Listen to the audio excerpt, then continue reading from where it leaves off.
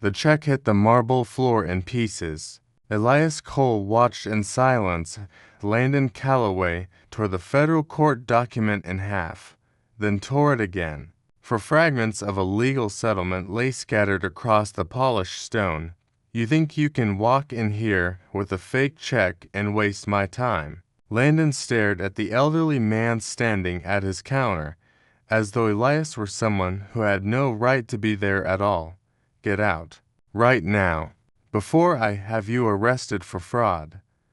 Landon had no idea that the check he had just destroyed had been issued by a United States federal court as part of a racial discrimination lawsuit Elias Cole had just won. He also had no idea that the quiet man he had just humiliated in front of the entire lobby was the father of his regional director, whose office sat 3 floors above. What happened next would end London's career at Meridian Bank. But to understand how everything unraveled so quickly, we have to go back to the beginning. Elias Cole was 68 years old, a retired school principal who had spent 30 years in the classroom and 22 years as a customer of this very bank. He had not called his daughter before coming in. He still believed that a man with a valid federal check and more than 2 decades of loyalty should be able to walk into his own bank and conduct his business without needing anyone's protection. He took a number and waited.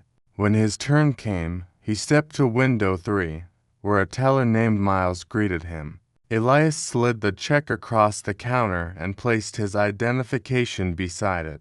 Miles looked at the check, looked at Elias, typed something, waited, typed again, then said he needed a moment and disappeared into the back.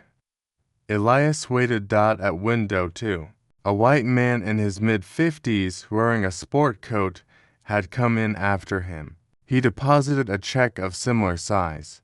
Within minutes he had a smile, a receipt, and was gone.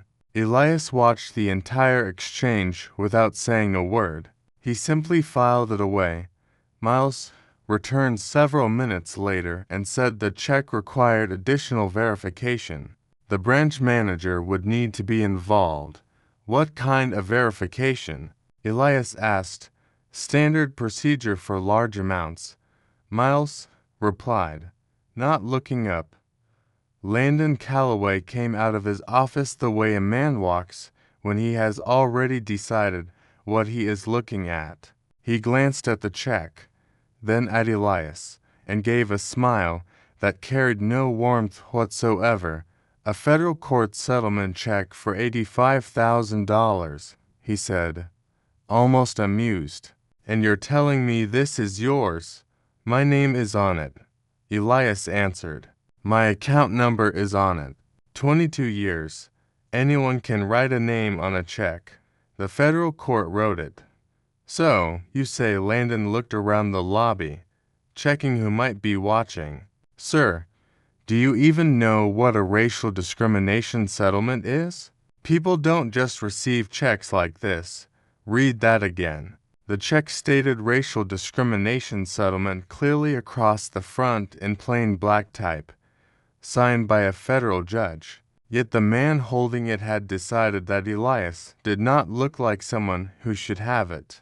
I know exactly what it is, Elias said. I spent 3 years in court to get it. Landon smiled. Right. In the waiting area, a woman named Evelyn had been watching since Miles first disappeared. She set her magazine down. Excuse me, she said. Is there a problem with his identification? Ma'am, this is a private matter, Landon replied. It doesn't look very private. Evelyn reached into her bag and took out her phone. Landon saw the phone. He saw the other customers who had stopped pretending not to watch. Then he looked back at the check and made his decision. He picked it up, tore it in half, tore it again, and let the 4 pieces fall to the floor. This is garbage, he said, and so is whatever story you walked in here with. The lobby went silent. Elias looked at the 4 pieces of his federal court document on the marble floor. He did not speak. He simply crouched down slowly, picked up each piece, placed them in his jacket pocket, and stood back up. "I'd like to speak with your regional director," he said. His voice was completely steady. Landon stared at him. "I'll pass along your request." Then he walked back into his office. Elias sat down, rested his hands on his knees, and took out his phone. He called his daughter. Marissa Cole was in a budget meeting on the 14th floor when she saw her father's name appear. She stepped out without a word. The moment she heard his voice measured, careful, the same tone he had used throughout her childhood whenever something required her full attention, she understood. "Dad, don't move. I'll be there in a few minutes." She hung up, picked up her jacket, and told her team something had come up at Branch 7. No one asked what. She took the elevator down. Landon had already called the police. He returned to the lobby with a security guard trailing behind him, as though he needed backup to deal with a 68-year-old man sitting quietly in a chair. "Sir, I've reviewed your situation," Landon said. "The document you presented is inconsistent with legitimate federal court paperwork.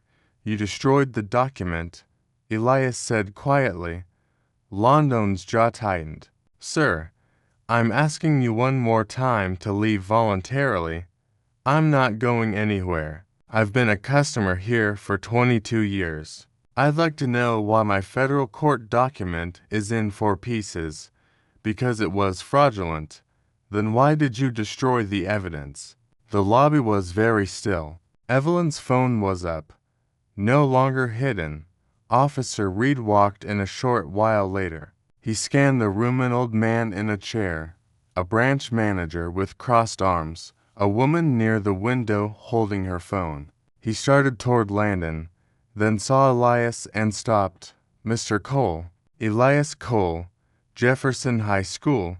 Elias looked up and studied the officer's face. Recognition came. "Officer Reed. Terrence Reed. 10th grade history." "Yes, sir." Reed straightened without thinking, the old respect rising instinctively. "You passed me when my own father said I wouldn't graduate." Landon stepped forward.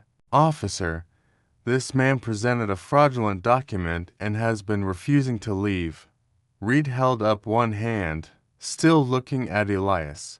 "Can I see the documents?" Elias reached into his jacket pocket, took out the 4 torn pieces, and placed them on the counter one by one. Reed fit them together carefully. He read the case number. He checked the court seal. He read the judge's signature. "This is a valid federal court document," he said. "I've handled paperwork for years. The seal is authentic. The case number is real." He paused and looked at Landon. "Who tore this up?" The lobby went completely still. Landon said nothing. The front door opened. Marissa Cole walked across the lobby the way she always moved through her branches, seeing everything, reacting to nothing yet. Miles at window 3 suddenly found something fascinating on his keyboard. Landon turned, saw her title, and cycled through several expressions in seconds. Marissa walked straight to her father. "Dad, are you okay?" "I'm fine, sweetheart." She looked at the 4 torn pieces on the counter, then at Reed, who gave her the smallest nod.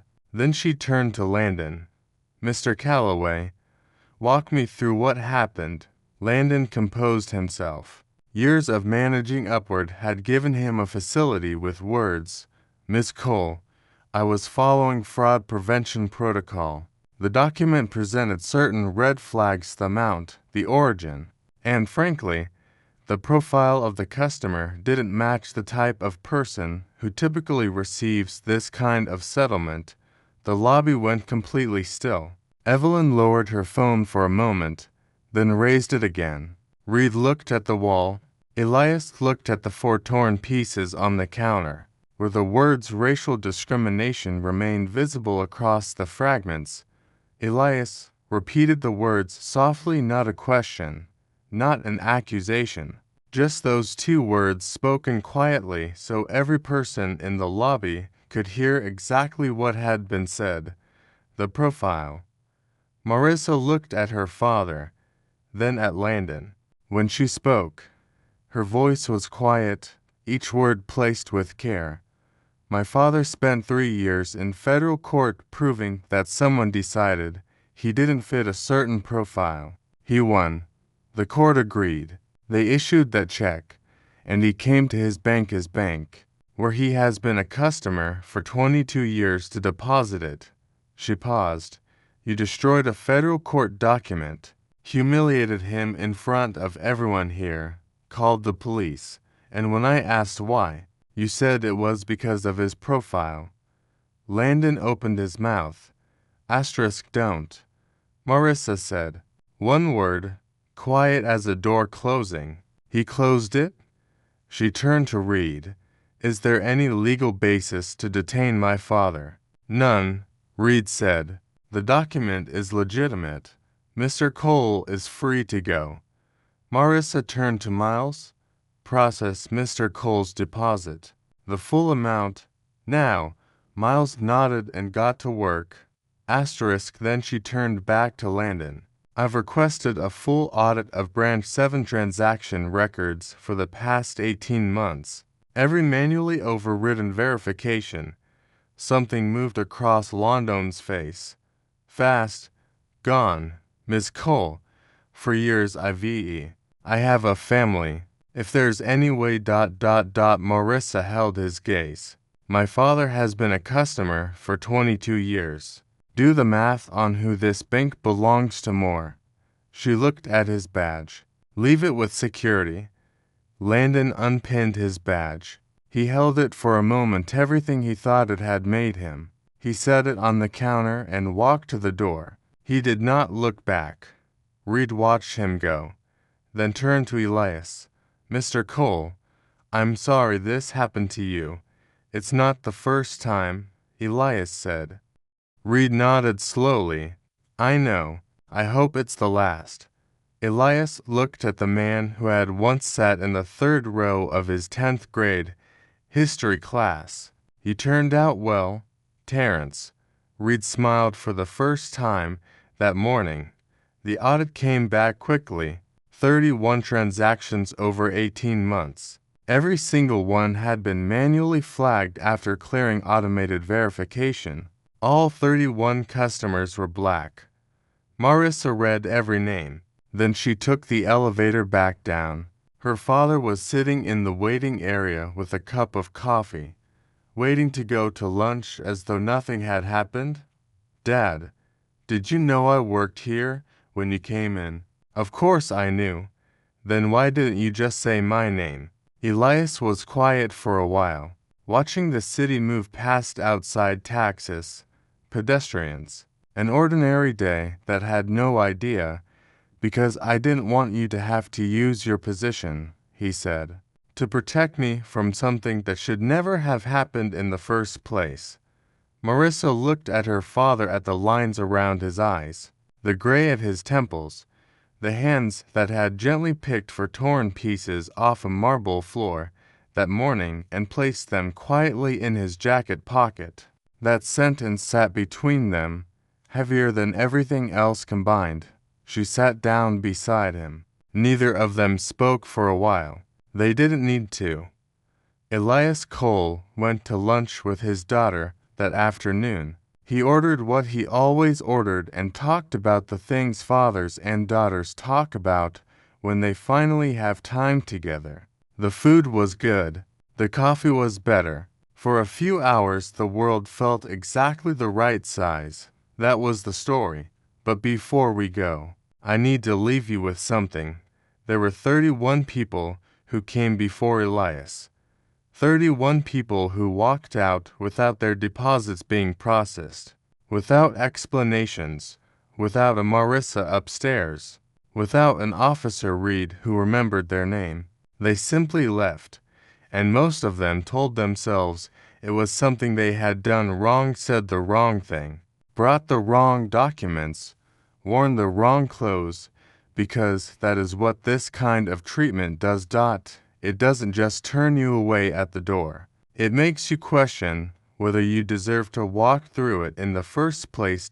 So the next time you are in a room and you see someone being treated the way Elias was treated, don't look at your phone. Don't find something interesting on your keyboard. Be like Evelyn. Pick up your phone. Press record. Because the 31 people who came before Elias needed someone to do exactly that.